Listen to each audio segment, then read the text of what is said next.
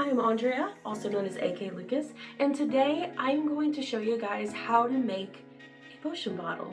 This is inspired by a comment, and I thought it was a really good idea. So let's go ahead and do that. Little disclaimer, these are how I make the bottles. I am also an adult, so if you are under the age of 18, please, if you attempt to make these bottles, have a parent with you. Let's get started. To start, what do we need?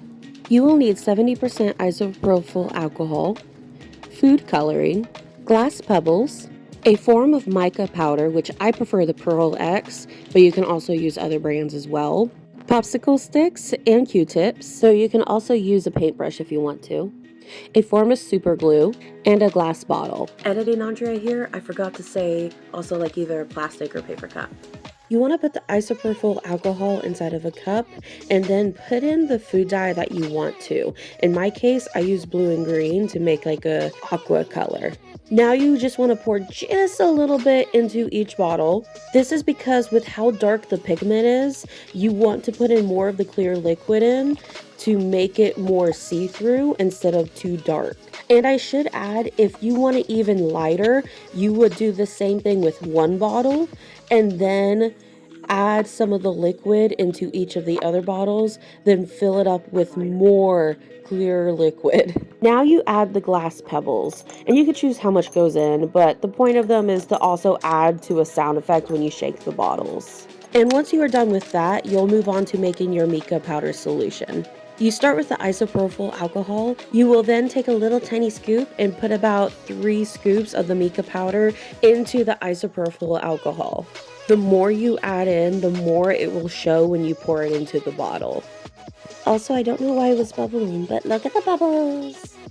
Anyways, you'll stir it up, and after you stir it up, you will pour it into each bottle. Try not to make a mess.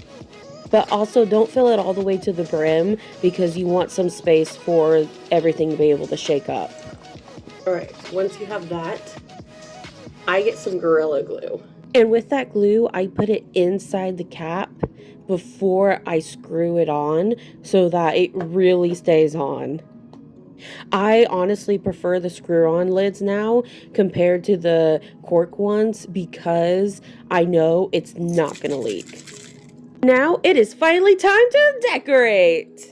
One of the first things I do to decorate a bottle is make the label. And sometimes I have an idea in my head what I want to call the bottle, but other times I want to research the colors and see what comes up. And that's when I noticed the lily pads! And I use that as inspiration when I make the bottle. And when I have the final version, I download it and I put it into a Word document and then print it out that way. Another note, I misspelled Lily. So from this point onward, you're going to see the misspelling of Lily, but do not fear, I did go back, fixed it, reprinted it, and it's on the correct labels on the bottle now. Back to regular programming. Once they're printed, I will cut them out and then get Gorilla Glue and glue them onto the bottle because I don't want them accidentally falling off. Do this, you can use your Q-tip or you can use a paintbrush. Either way, you'll hold the paper down for about 10 seconds. I use popsicle sticks so that I don't get my hand stuck to the bottle. Now this part sounds weird, but I put a varnish on top of the paper. It's shinier and I'm hoping that it stays on the bottle better too, and it looks nicer than just, regular paper on a bottle. Then with a Q-tip again, I will add a little bit of glue around the rim of the bottle and then tie a string around it. And then the end of the string that's on the bottle, I put some super glue on it so that it stays on the bottle. So it's been about an hour and a half because I had to pause. But just in that time, you can see a lot of it's already settled. If you wondered how long it takes for these bottles to settle, it usually takes a couple hours, but it can take up to 24 hours for it to fully settle, depending on the bottle. While I was out, I also found these charms, and I thought the little dragonflies would be perfect for the lily pads.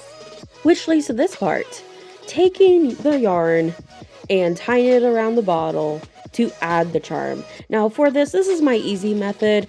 I just tie a bunch of knots over and over and over again until I get to the length I like, and then I slide the charm on, and then after I slide the charm on, I add about 3 knots after that before cutting it with scissors.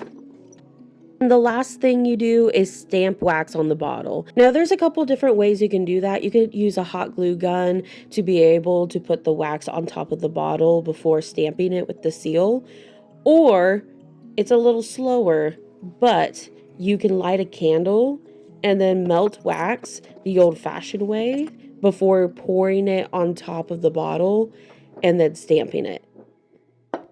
And honestly, either way works. And now we have a completed bottle. And there you have it. That is how you create one of these potion bottles. Thank you for watching the video. If you enjoyed today's video, please feel free to like and subscribe. And I hope you have a wonderful rest of your day. Bye!